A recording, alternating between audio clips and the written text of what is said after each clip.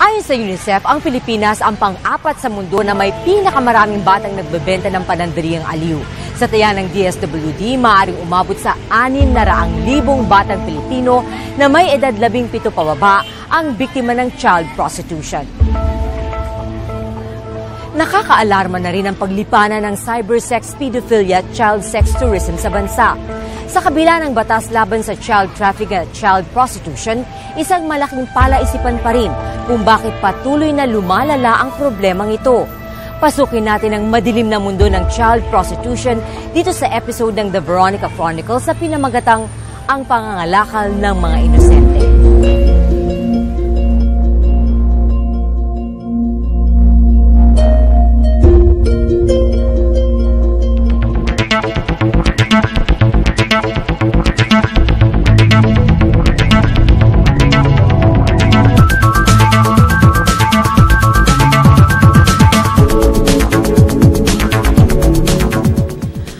Olongapo City ay kilala bilang Red Light District noong dekada 90. Bagamat ilang taon na ang nakakalipas, patuloy pa rin ang ganitong kalakaran sa lungsod.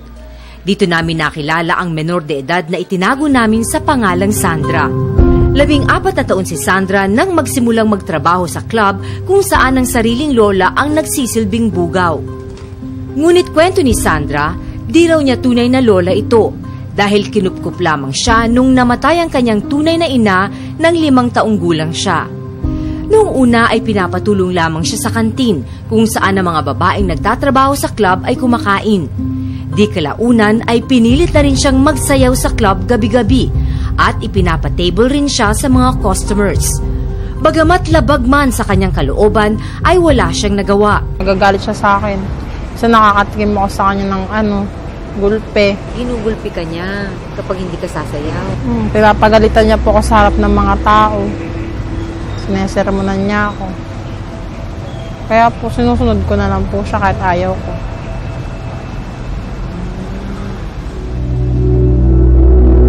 Ayon kay Sandra, ang sweldo niya sa pagsasayaw pati na ang tip na ibinibigay ng mga customer na kanyang nakaka-table ay kinukuha lahat ng kanyang lola. Nahawakan niya po agad yung pera pag sumasahod. Magkano yung sinasahod mo dapat? 1.5 po. Kada linggo. Kada linggo. Tapos bibigyan ka lang niyang 500 mula dun sa 1.5. Apo.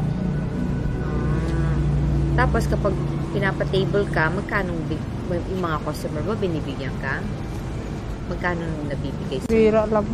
Bira po magkano. Ha? Di ko, po? Minsan, 1,000. O, yung perang yon binibigay ko po sa kanila. Binibigay mo sa lola mo? Kasi hindi naman po ako nakakapagtago ng secret sa kanila. Ngunit isang pangyayari ang tila sumira sa pagkatao ni Sandra.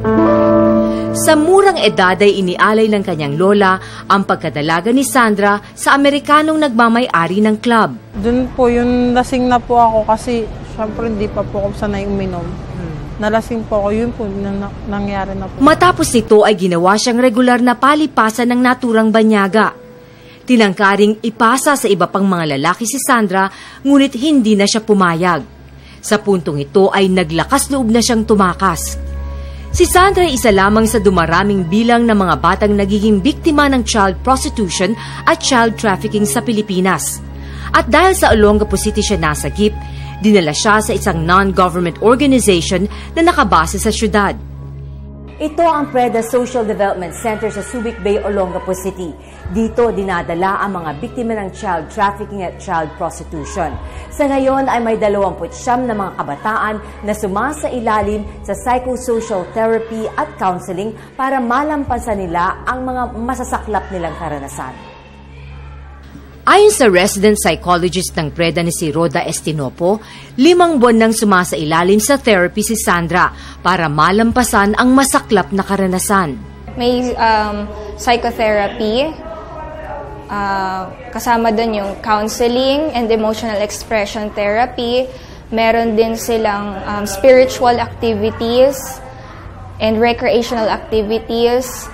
And yun, kung mga group dynamics, lalo na yung mga group sessions na kung saan ilalabas nila talaga verbally yung kanilang mga hinaing. saka yung past experiences. Ngunit kahit sinampahan na ng kaso ang may-ari ng bar at ang kanyang lola, nagdadalawang isip pa rin si Sandra na tumestigo laban sa kanila. Mabait naman po sa akin yung foreigner. Binibigay niya sa akin lahat ng gusto ko, kung anong hinihingi ko sa kanya, binibigay niya. Tapos natulungan niya po yung lola ko kasi nagkaroon po ng sakit yung lola ko. Tinulungan niya po yun. Siya lahat nagbabayad. So yun, hindi ko po alam, kapalit na. Pero, payag ka pa rin na mag-tumestigo laban sa kanila? Hindi ko po alam, nagugulat pa po yung isip ko. Kadalasan ay ibinubulsa ng mga bugaw o ng sindikato ang buong kita sa pangangalakal ng mga inosente.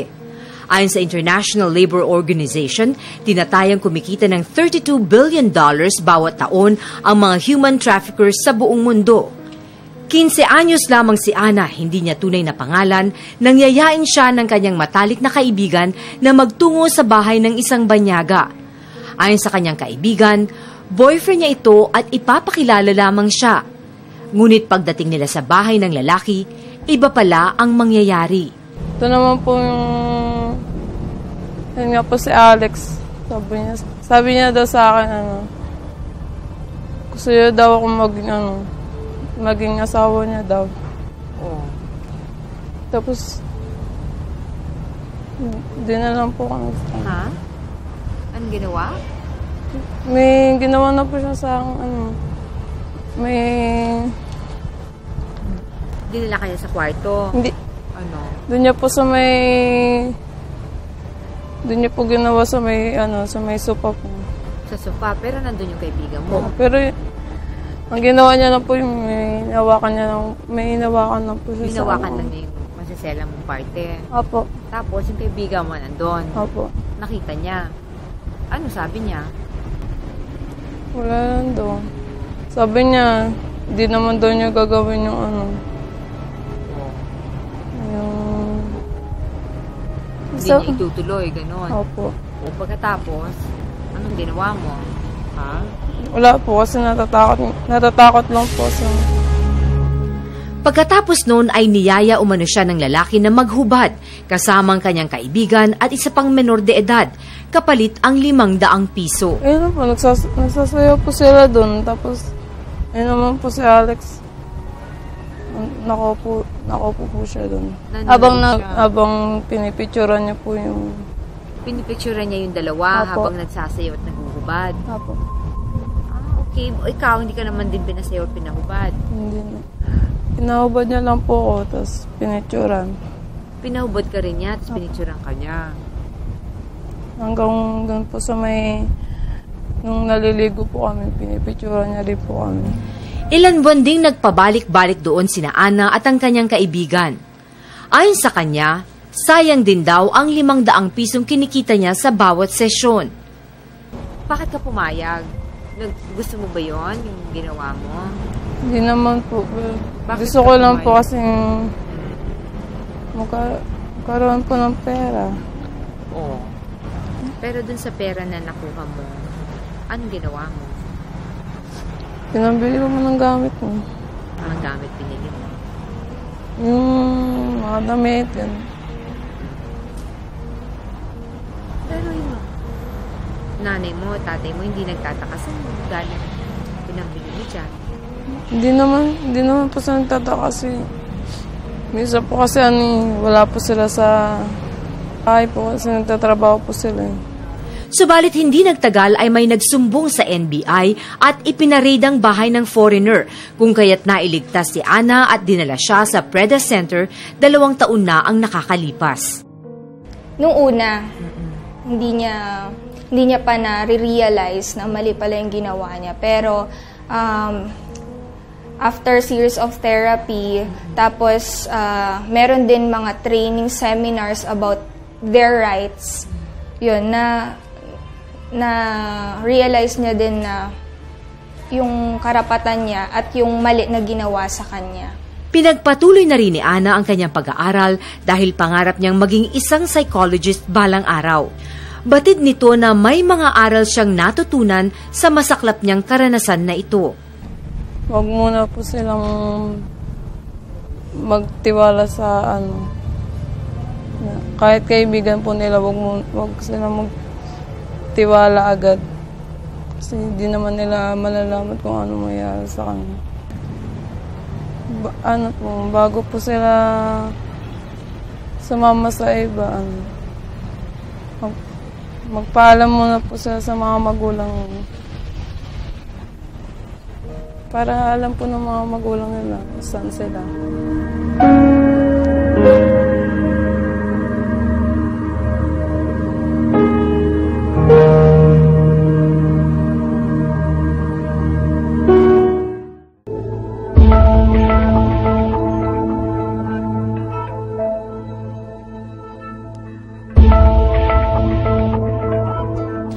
Labing-isang taong gulang lamang si Marlene Richter nang isumbong niya sa kanyang ina na ginagahasa siya ng kanyang amain. Subalit hindi siya pinaniwalaan ng kanyang ina kung kaya't naglayas siya. Tapos nung pag-alis ko sa bahay namin, yun nga, yung nasamahan ko pala is bugaw. Samahan ko pala is bugaw sa isang bar. Tapos dinala kami sa Boracay Island. Pagdala sa amin sa Boracay Island, yung bugaw na yon, meron din siyang ng iba pang kakilalang bugaw sa Manila. So, pag may kliyente sa Manila, dinadala kami sa Manila. Tapos yung kliyente namin, kung saan sila pumunta na island, for example, sa Cebu, kasama kami. Binubulsa daw lahat ng kanilang bugaw ang ibinabayad ng kanilang mga customers. Pinapakain lamang sila at binibilhan ng damit ng kanilang mamasang. 4 na taon niyang ginagawa ito, hanggang sa mahuli sila ng pulis sa Boracay. Kasi nung galing kami noon ng Manila, kasama namin yung aming customer na German at saka Dutch. Tapos nung nandun na kami sa Boracay, kasama ko isa 9 years old. Dalawa kasi yung customer namin. Yung isang 9-year-old at saka ako. Kumakain kami sa restaurant, nakita kami ng asawa ng mayor. So, parang nagkaroon na siya ng suspicious na iba yung nangyayari dito sa mga batang to. So, nireport niya agad kami sa police na tapos tinanong kami kung anong mga nangyari. Una, nag-deny kami, hindi namin sinabi yung totoo. Pero dahil nga maano yung asawa ng mayor, eventually, napaamin niya rin kami. Ganun. Kasi hindi namin alam, natakot kami sa mga police. Akala namin huhulihin na kami. Hindi namin kasi alam kung ano yung mga karapatan namin at that time. Wala sa isip namin dahil unang-una, paano kami tatakas? Wala nga kaming pera. Saan kami pupunta? Hindi namin alam kung saan kami pupunta. Wala kaming pera. Dinala siya at ang kasama niyang 9 na taong gulang sa isang bahay ampunan sa Iloilo habang ikinulong naman ang 2 nilang customers. Subalit nakapagpiyansa ang 2 dayuhan at nakabalik sila sa kanilang bansa. Nalaman ni Father Shay Cullen, ang founder ng PREDA Center, ang nangyari, kung kaya't tinulungan niya ang 2 bata na makamit ang hustisya. Tapos na-contact ako ang prosecutor doon sa Germany. In fact, I went to Germany and went to visit the prosecutor, ganito.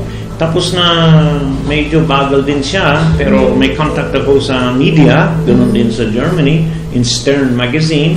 And tapos sila mag-investigate also. So the prosecutor, nakita niya na mayroong big investigation. So he initiated the trial. And then the judge wrote to us. The judge invited us to go there and testify. So sa pamagitan ng utos ng hukom na, at saka may pera, sila nagbayad lahat.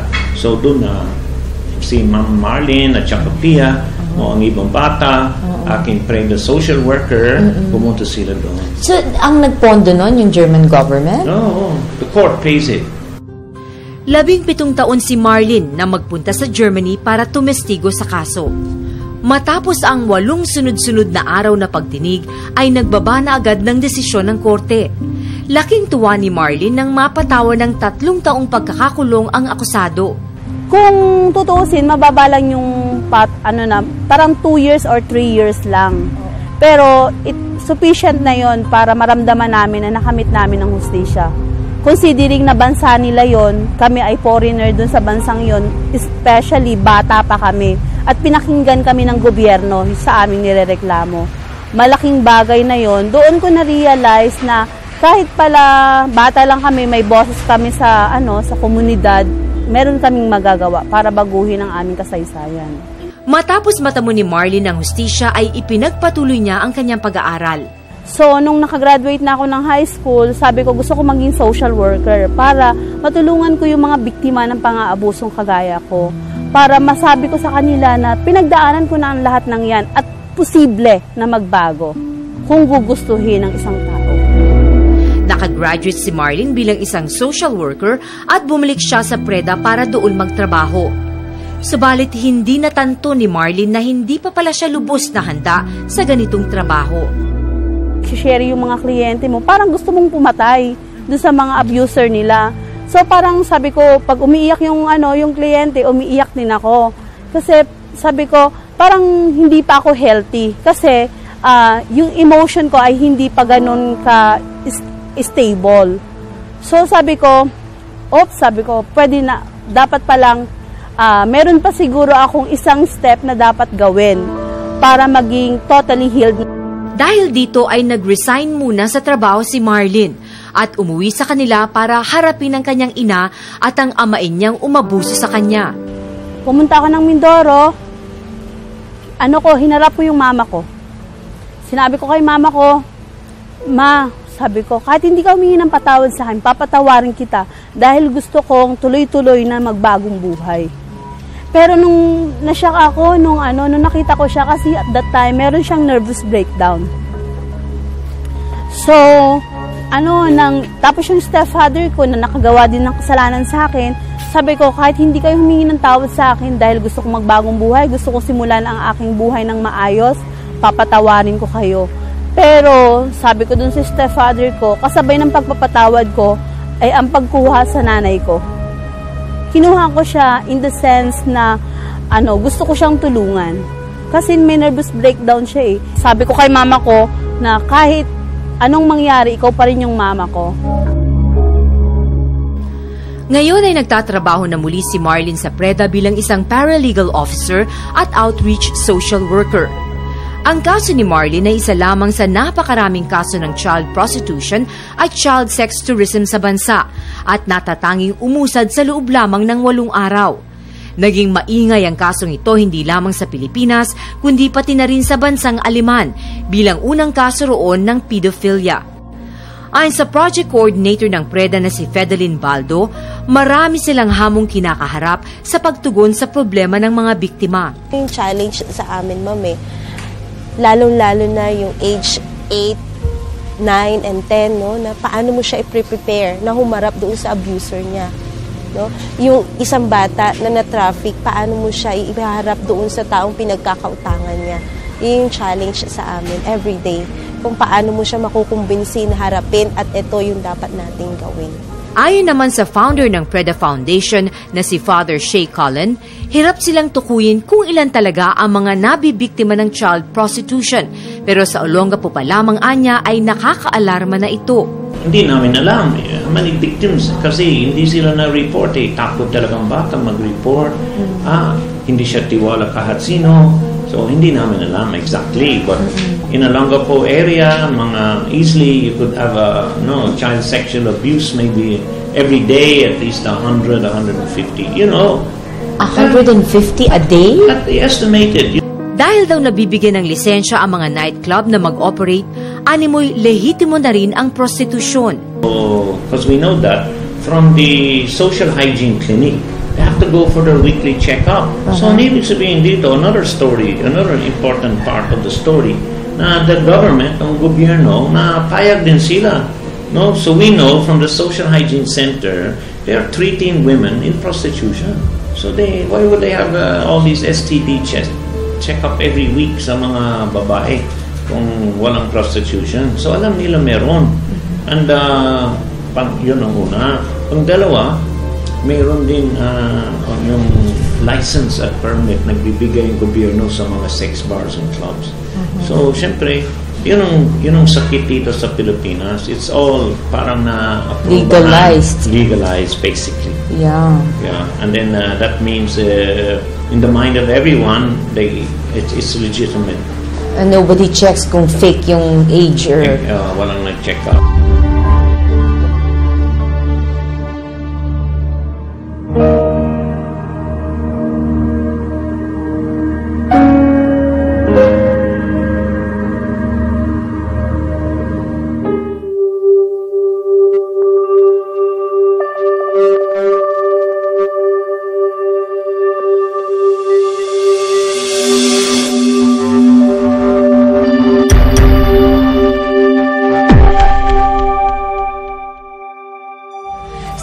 At sa paniniwala ng marami, hindi naman daw kahirapan ang tunay na dahilan ng child prostitution.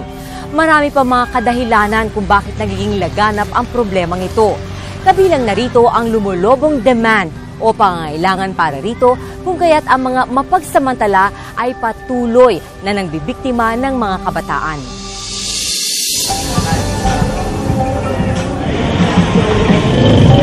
Ang syudad ng Olongapo ay isa lamang sa maraming lugar sa bansa na sinasabing talamak ang child sex tourism at child prostitution.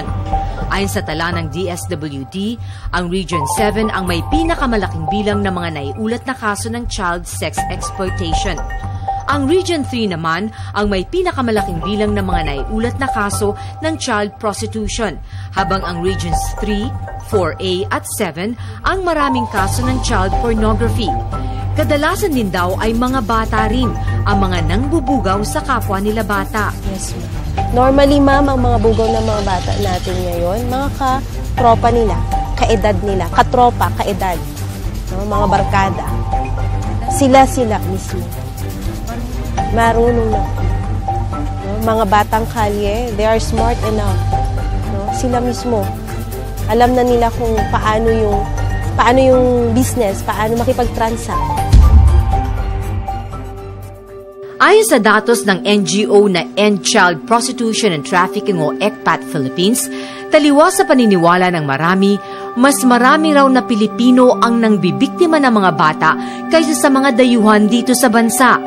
Sa kabuuang bilang ng mga child sex offenders, 10% lamang ang mga pedophiles. Ayon kay ECPAT Executive Director Dolores Alforte, ang karamihan dito ay ang tinatawag nilang mga experimental child offenders. Sa totoo lang, mas marami pa rin ang local, na nagbibiktima ng mga bata. Hindi lang siya masyadong nabibigyan ng focus ng media. May mga nag-o-offer na pimps. So, yung mga tourists, whether local or not, when they are offered, sige, subukan natin. Ito yung mga experimental. Para kay Alforte, sapat naman ang mga batas sa bansa laban sa child prostitution at trafficking. Isang Pilipinas sa may pinakamagagandang batas on child protection. Pero ang problema natin, implementation eh. Iyon ang kailangan natin bigyan ng pansin. Paano palalakasin ang law enforcement? Paano palalakasin ang kakayanan ng ating mga kapulisan para ma-enforce nila ang batas? Ang Republic Act 9208 o Anti-Trafficking in Persons Act of 2003 ay naglalayong pigilan ang pangangalakal ng mga may edad 17 pababa. May parusa ito na aabot sa pagkakakulong ng hanggang 20 taon at multa ng hanggang 1 milyong piso. Ayon sa nakalap na statistika ng kapulisan mula Enero hanggang Disyembre ng 2013, 125 ang kasong nakasampa ngayon laban sa mga lumabag sa RA 9208 o Anti-Child Trafficking Law. May mahigit 4,000 at 200 naman ang naitalang kaso ng rape sa mga bata sa buong bansa. Hindi spesipiko ang datos na nakakalap ng kapulisan sa bawat rehiyon sa bansa kung ang mga naiulat na mga kaso ay may kinalaman sa commercial sex. Iba rin ang datos mula sa DSWD at DOJ at wala pang sistema upang mapag-isa ang datos ng iba't ibang ahensya. Bakit nga ba hindi na ipapatupad ng husto ang mga batas sa anti-child trafficking at prostitution? Base sa karanasan ng PREDA, may problema sa ilang otoridad na siyang dapat magpatupad ng batas.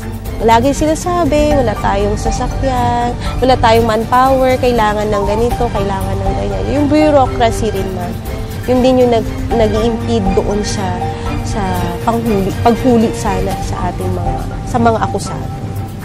Lagi po sinasabi ng mga bata, ma'am, bakit po kami nandirito? Ang tagal-tagal na namin dito. Samantalang yung abuser namin, nasa labas pa. Diba? At malamang nga, nang-aabuso pa ng ibang mga bata. Yun po yung nakakalungkot, ma'am. Nakatotohanan. Dagdag pa raw na pasakit sa mga biktima ang mabagal na pag-usad ng hustisya sa bansa. Sa sobrang bagal ng proseso dito sa Pilipinas, naiinis ako dahil feeling ko yung mga biktima ay nabiktima ulit ng hustisya natin dahil sa napakabagal na proseso. May mga guidelines tayo sa court na dapat unahin yung mga bata sa legal proceeding. Dapat lang yun i-implement ng mga judge. So, pero yun, magiging implemented lang siya kung meron talaga memorandum sa taas na magsasabing dapat iayusin ninyo.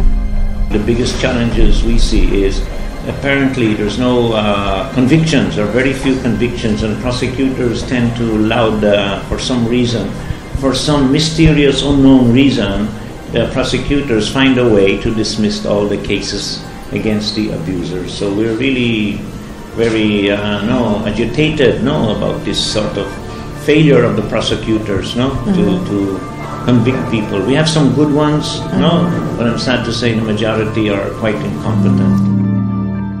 Based dun sa information from the Virtual Global Task Force, ang Pilipinas na raw ang #1 sa live sex streaming. Ito yung tinatawag natin na cyber sex, di ba? Ayon sa datos ng ECPAT Philippines, mula 7 taong gulang hanggang 17 taon ang mga nabibiktima ng cyber sex. Kadalasan, ang cyber sex operations ay nagaganap sa mga pribadong tirahan. Pumapayag daw ang mga bata dahil sa ibinabayad sa kanila. Kasi mura lang binabayad sa kanila. Kasi yung na-interview namin ng mga bata, minsan 20 pesos, minsan 100 pesos. Masaya na sila doon kasi nakakatulong sila sa kanilang mga magulang. Minsan ay mga magulang mismo ang bumubugaw o di kaya'y pinapayagan ng mga anak dahil wala naman daw physical contact. But sa kaso ng cybersex, kailangan mawala yung paniniwala na walang pang-aabusong nagaganap dahil walang physical contact. We need to break that, paniniwala. Kasi pag nanatili yun, baka lahat ng mga bata ay maging biktima na lang ng cybersex, di ba?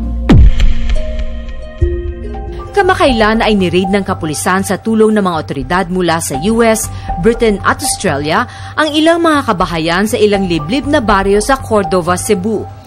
Sa isang bahay natagpuan ng pagsasagawa ng global live streaming ng mga batang nagpapakita ng mga sexual na gawain. Nadiskubre ng mga otoridad na ang nakasusulasok na pangyayaring ito ay nagaganap din sa iba pang mga kabahayan sa lugar. Tila ipinagpalit na ang pangingisda at iba pang trabaho ng mga taga rito sa lukratibong internet child pornography. Hirap daw ang ating mga otoridad na mapigil ang child cybersex crime dahil sa temporary restraining order na ipinataw ng Korte Suprema sa ating anti-cybercrime law. Naka-PRO yung cybercrime law. So kasi yung cybercrime law would be able to pin down even yung child sex offenders online. Kaya lang naka-TRO siya. Pero hindi ibig sabihin kasi na naka-TRO siya, wala na tayong way out. Kasi meron tayong batas ng child pornography. Ito yung RA 9775, the Anti-Child Pornography Act of 2009. Kaya lang hindi pa to popular at hindi to kadalasang nagagamit ng law enforcement in terms of filing yung mga kaso dahil ang hirap i-prove at ang hirap i-gather ng evidence online. May pangangailangan daw na makipagtulungan ang mga internet service providers sa mga kapulisan para mahuli ang mga suspect sa cybersex. Aminado ang kapulisan na nahihirapan silang masawata ang mga nangbibiktima dahil maraming hadlang sa pagresolba ng problemang ito.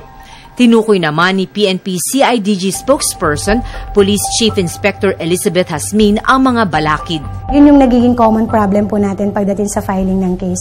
Hindi na nagiging cooperative yung parents or yung guardian nila pag nakuha na yung bata. May mga tao din daw sa komunidad na ayaw makialam kahit lantaran na nilang nakikitang may nagaganap na child trafficking at prostitution. Hindi sila nagiging cooperative pagdating sa ganyan, although they are very much familiar na may nagaganap na child trafficking dito sa lugar na to, or sabihin mo nang merong mga prostitute na bata na ibinebenta at may mga nakikita silang labas-masok na mga foreigner, pero they really ignore that kind of things. Kasi nga they are not willing to testify in court. Kasi once na ikaw ang nagbigay ng tip, we need your statement. Diba? Kailangan po magbigay po kayo ng informasyon tungkol dito. So, kukunan namin kayo ng statement and then mag-a-apply tayo ng search warrant. Kahit daw yung mga first class na mga nightclubs ay hindi pwedeng basta i-raid kung wala namang nagre-reklamo.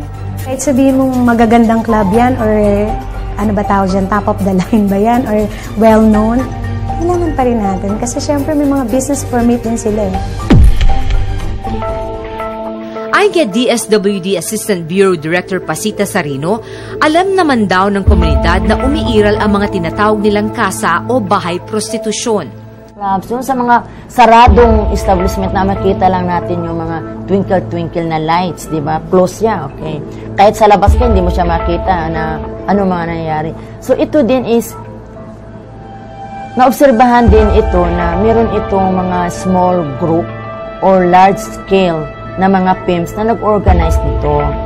Yung para bang hindi pa parang mahirap siyang buwagin, pero kung talagang araw-araw susugan siya, siguro naman time will come na mahuhuli din itong mga pimps na ito or itong mga grupo na ito na nagsusupply, palagay natin nagsusupply ng mga children dito sa mga bars na ito.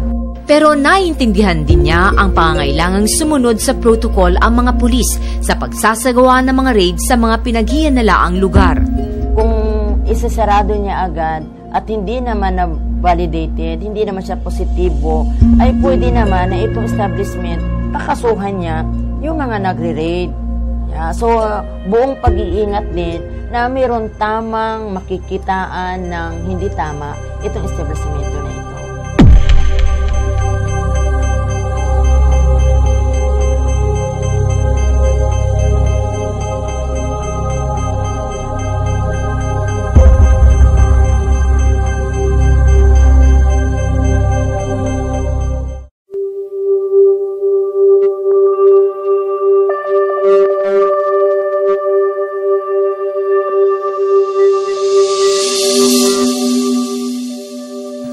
Sa isang lungsod sa Metro Manila, dinadala ng DSWD ang mga batang biktima ng child prostitution.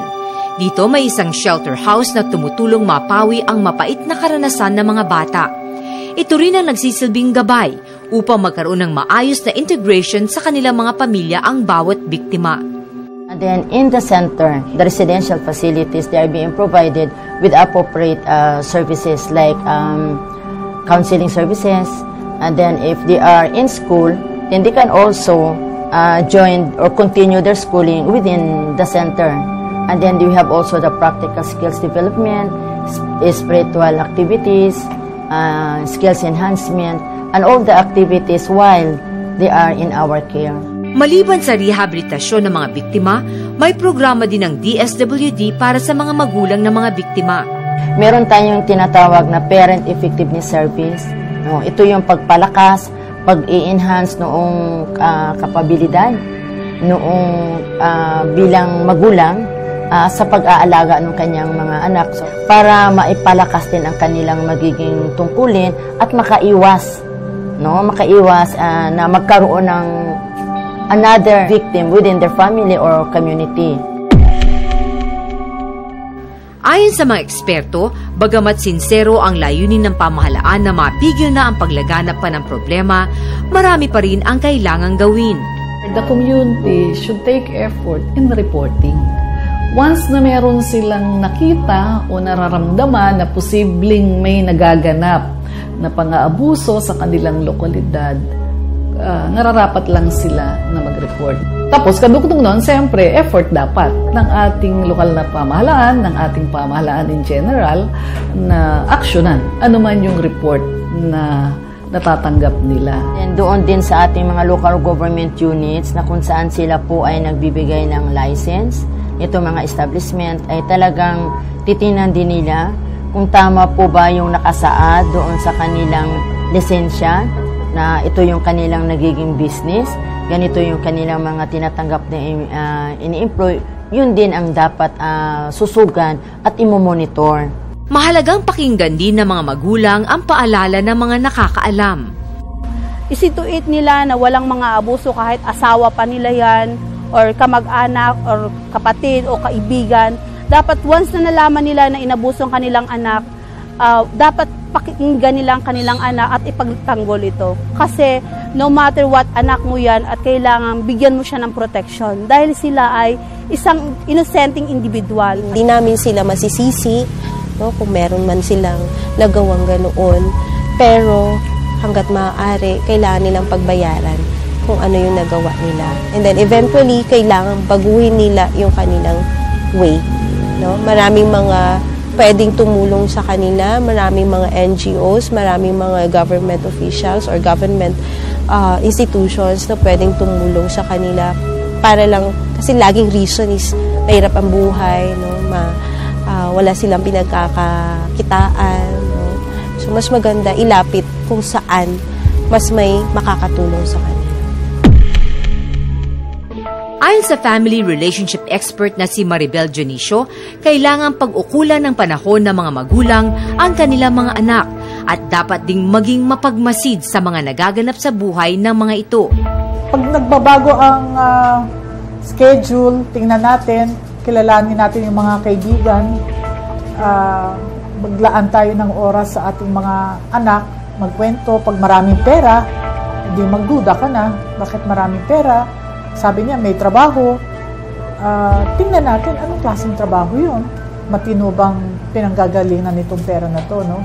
Sa trabaho. So, huwag na natin naman na isusumbat o papagalitan sila. Kailangan nila ng tulong. Para naman sa mga batang ibinubugaw ng kanilang mga magulang, kung sana makatakas kayo, tumakas na lang kayo. Kasi hindi tama yan. At makahanap ng ibang lugar kung saan pupunta. Ito nga yung aking karanasan dito sa aking trabaho. Maraming mga kabataan gusto umalis sa bahay ng mga magulang nila. Pero hindi nila alam kung saan pupunta. Aantayin pa ba natin na mabuntis yan, madroga yan? Huwag silang matakot na isumbong ito kasi isipin na lang nila na pag hindi nila ito sinumbong, baka mamaya yung mas maliit nilang kapatid ang pwedeng magamit sa ganito. So, dapat maging firm ka, tsaka ipaalam mo yung pinakamalapit sa'yo na malapit sa loob mo. Alam mo, yung magulang mo na nagagamit ka pala ng ibang tao sa prostitution, ipagbigay alam mo ito sa kanya. Paalala pa sa mga bata na mga otoridad at eksperto. Huwag tayong masilaw dun sa ino-offer sa atin na pera. Kumbaga, makontento tayo kung ano yung meron tayo.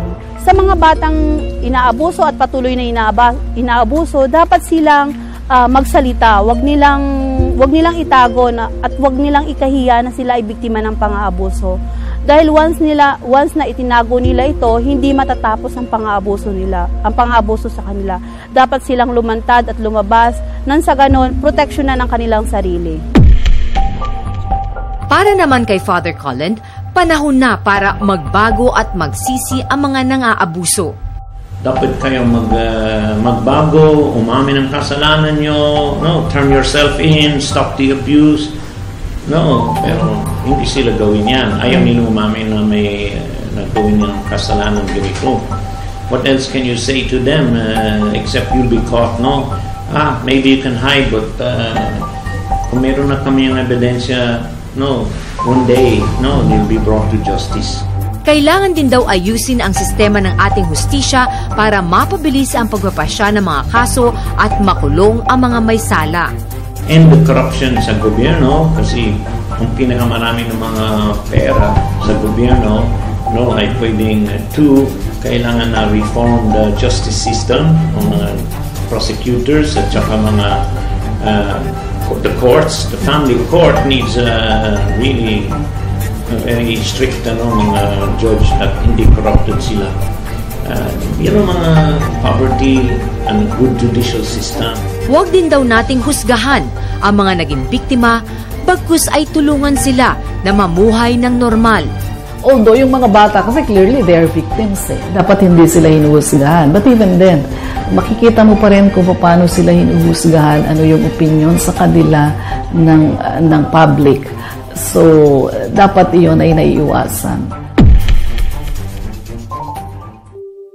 Sa ngayon ay patuloy nang sumasailalim sa rehabilitasyon si Sandra. Natutunan na raw niyang mapatawad ang lolang kanyang kinagisnan. Pero bago niya maisara itong mapait na kabanata sa kanyang buhay, ay isa na lamang ang gusto niyang makamit. Ano lang po, napatawad ko naman na po siya. Kailangan ko kasi po rin magpatawad, diba? Kaya wala naman na po, basta makuha ko lang yung stasyang kinakamit ko. Mahalaga ang pagkakaroon ng malawakang pang-unawa sa ugat ng mga sanhi ng child prostitution sa bansa, hindi lamang ng mga otoridad kundi ng buong komunidad. Kailangan na mahigpit na pagpapatupad ng batas laban sa child trafficking at prostitution. Mahalaga rin na makiisa ang lahat para magkaroon ng pampublikong kamalayan na ang bawat bata ay may karapatan at hindi pag-aari ng mga magulang na pwedeng ikalakal. Mahigit 40% ng populasyon ng Pilipinas ay mga kabataan at sila ang ating kinabukasan, kung kaya't importanteng alagaan sila at hindi pagsamantalahan. Ako po si Veronica Baloy Jimenez at ito ang The Veronica Chronicles.